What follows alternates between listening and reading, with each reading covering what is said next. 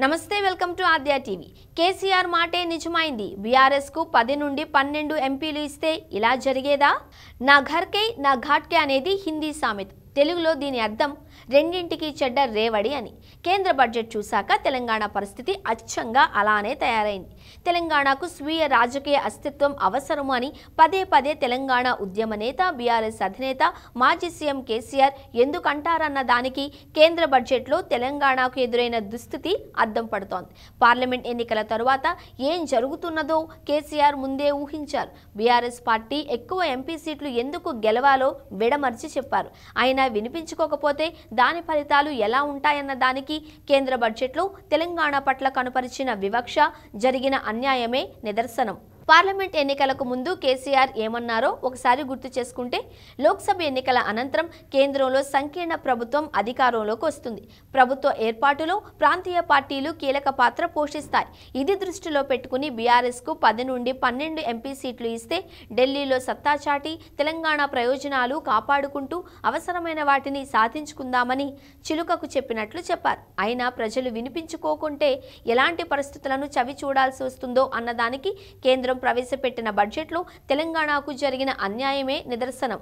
కేసీఆర్ చెప్పినట్టు 10 నుండి 12 ఎంపీ సీట్లు బీఆర్ఎస్ కు ఇచ్చి ఉంటే ఈ పరిస్థితి ఉండేదా అని ఆత్మ పరిశీలన చేసుకోవాల్సిన తరుణం వచ్చిందని తెలంగాణ వాదులు గుర్తు చేస్తున్నారు. పార్లమెంట్ ఎన్నికల్లో కేంద్రంలో బీజేపీ సర్కారుకు తిరిగి ప్రభుత్వాన్ని ఏర్పాటు చేసే అంతటి మెజారిటీ సీట్లు రాని కారణంగా ఆంధ్రప్రదేశ్లో నారా చంద్రబాబు నాయుడు నేతృత్వంలోని టీడీపీ, బీహార్లో నితీష్ కుమార్ నేతృత్వంలోని జేడీయూ పార్టీ ఎంపీల మద్దతు అనివార్యమైంది. ఈ రెండు పార్టీల మద్దతుపైనే కేంద్ర ప్రభుత్వ మనుగడ ఆధారపడి ఉంది.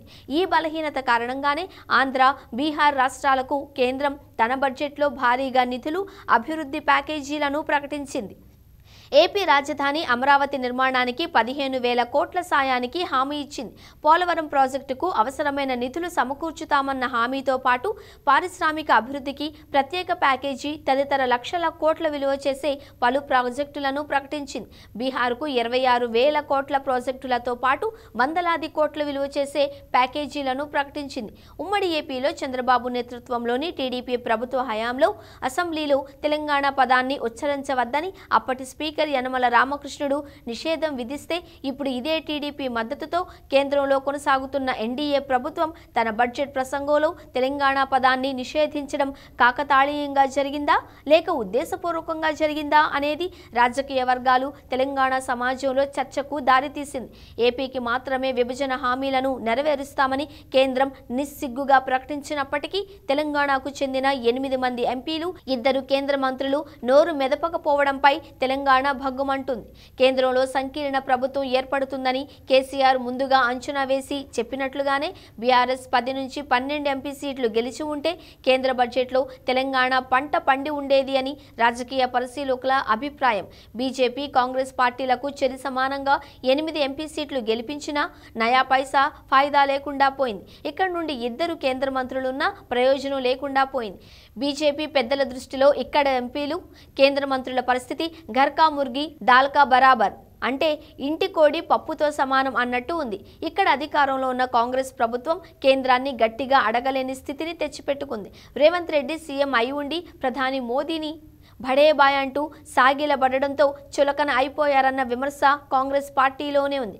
అప్పటి నుండే తెలంగాణకు ఏం కావాలో అధికార కాంగ్రెస్ పార్టీ గట్టిగా డిమాండ్ చేయలేని పరిస్థితికి నెట్టివేయబడింది అని రాజకీయ పరిశీలకులు అభిప్రాయపడుతున్నారు.